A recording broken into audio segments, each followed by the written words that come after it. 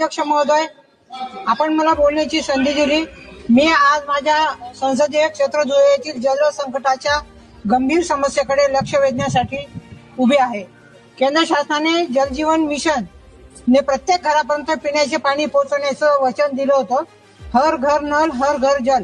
पण दुर्दैवाने हे मिशन आज केवळ एक अपूर्ण स्वप्न बनले आहे।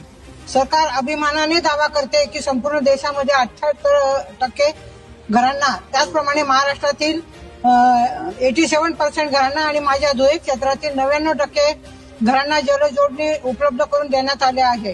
परंतु माझ्या क्षेत्रातील लाखो लोकांसाठी ही वास्तव स्थिती खूप दूर आहे। सत्य हे आहे की धुळे ग्रामीण आणि शिंदखेडा ग्रामीण भागांमध्ये केवळ 8 ते 12 दिवसातून एकदा किंवा दोनदा पाणी येतं आणि त्याचप्रमाणे बागलाण व मालेगाव भागात आठवड्यातून फक्त 2 वेळा पाणी पुरवठा केला जातो।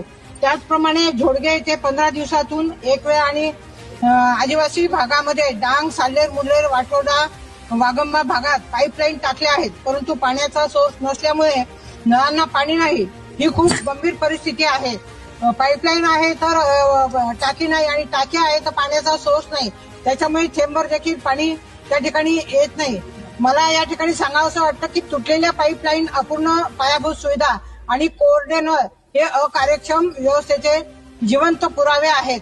मला आपल्या संविधानाच्या अनुच्छेद 21 अंतर्गत पाणी जीवनाच्या अधिकाराचा अविभाज्य भाग आहे।